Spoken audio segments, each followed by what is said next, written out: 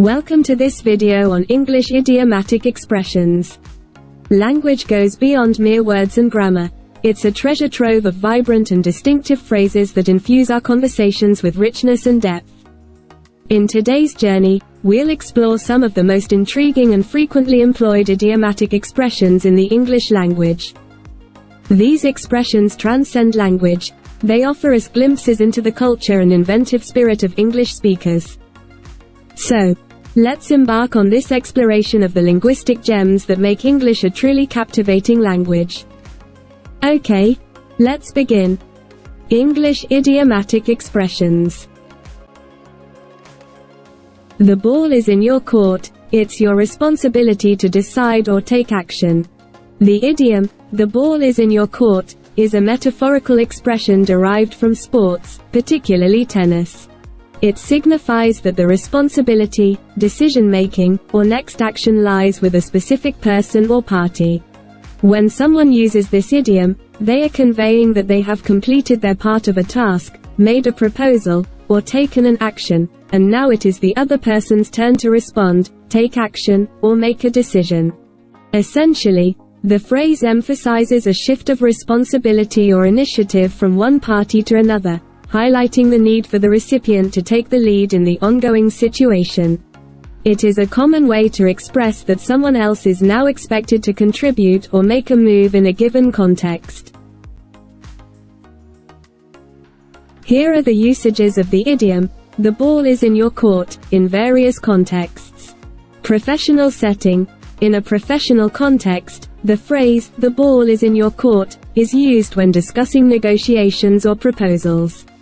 It signifies that someone has presented their ideas or terms, and now the responsibility or decision-making lies with the other party. It's a way of emphasizing the need for a response or action from them to move forward with the discussion. Academic environment. When working on group projects in an academic setting, saying, the ball is in your court, indicates that someone has shared their suggestions or contributions, and now it's up to another team member to contribute or decide on the next steps. It encourages collaborative decision-making. Social plans. In casual settings like planning social activities, using this phrase communicates that someone has proposed options or made suggestions for an event. Now, it's the turn of others to express their preferences or decide on the plan that suits them best. Now, let's examine some examples of the idiom, the ball is in your court. I've shared my ideas for the school project, and now the ball is in your court to choose the topic. After presenting the marketing strategy, the ball is in your court to provide feedback and suggest any modifications you deem necessary. We've given you the details for the event. The ball is in your court to coordinate logistics and ensure everything runs smoothly. Having discussed the budget proposal, the ball is in your court to make any necessary adjustments before the final review. You asked for my availability for the meeting. Well, the ball is in your court to pick a suitable time.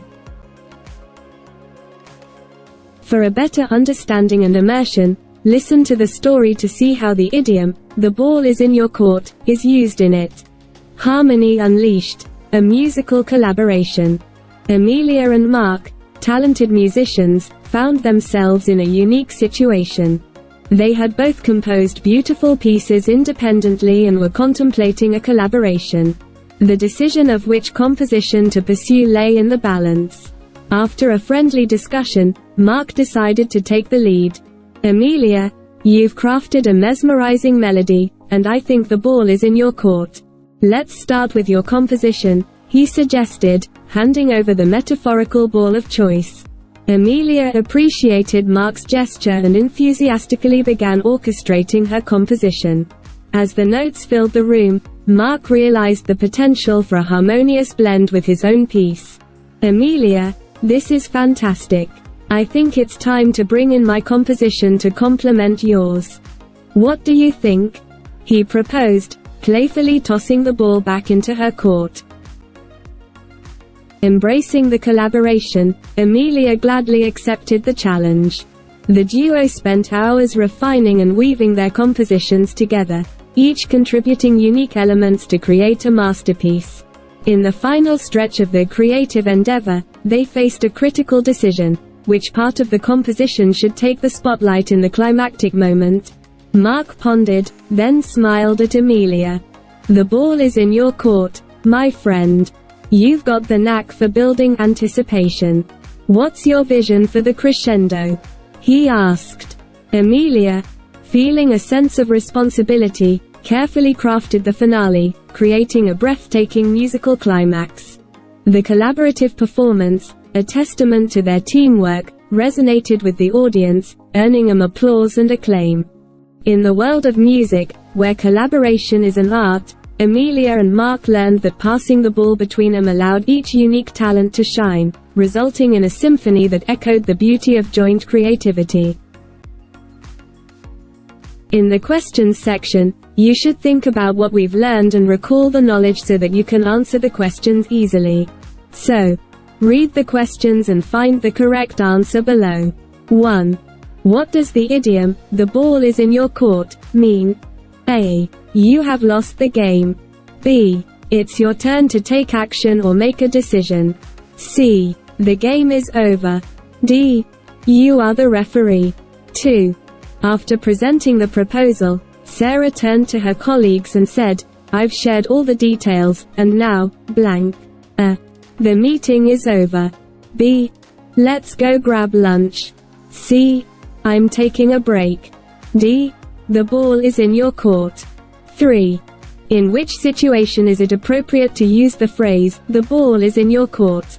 A. When you want to end a conversation. B. When you are starting a new project. C. When you are waiting for someone else to respond or take action. D. When you are describing a sports game. 4. Which phrase is most synonymous with, "the ball is in your court"? A. It's your move. B. The game is over. C. It's time for a break. D. Let's celebrate.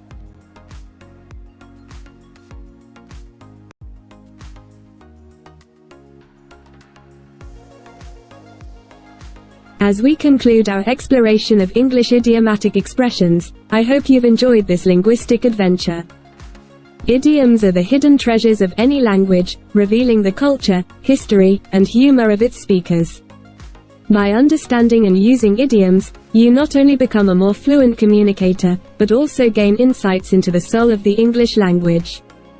So, go ahead, break a leg, and start using these phrases to add richness and depth to your English conversations.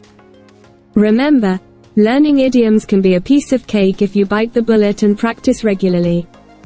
Thank you for joining me on this journey, and until next time, happy idiom hunting.